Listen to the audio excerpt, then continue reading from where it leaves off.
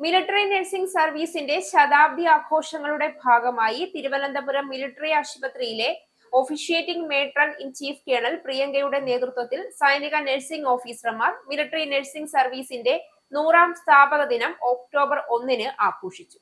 പാങ്ങോട് സൈനിക കേന്ദ്രത്തിൽ നടന്ന ചടങ്ങിൽ Pangode military station commander brigadier Anurag Upadhyaya മുഖ്യാതിഥിയായി. നഴ്സിംഗ് ഓഫീസർമാരുമായി അദ്ദേഹം ആശയവിനിമയം നടത്തി. പാങ്ങോട് സൈനിക ആശുപത്രിയിലെയും സൈനിക കേന്ദ്രത്തിലെയും ഉദ്യോഗസ്ഥരും ചടങ്ങിൽ പങ്കെടുത്തു.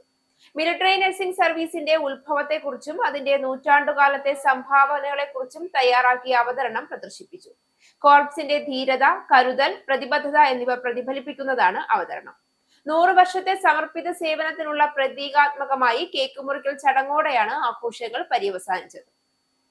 1926 ഒക്ടോബർ 1-ന് സ്ഥാപിതമായ ഇന്ത്യൻ മിലിറ്ററി നഴ്സിംഗ് സർവീസ് എല്ലാ വർഷവും ഒക്ടോബർ 1-ന് സ്ഥാപക ദിനം ആചരിക്കുന്നു.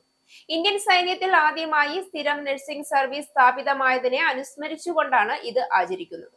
വിവിധ സാഹചര്യങ്ങളിൽ സൈനികർക്കും അവരുടെ കുടുംബങ്ങൾക്കും ആരോഗ്യ സംരക്ഷണം നൽകുന്നതിൽ ഈ വനിതാ ഓഫീസർ കോർപ്സ് നിർണായക പങ്ക് വഹിക്കുന്നുണ്ട്.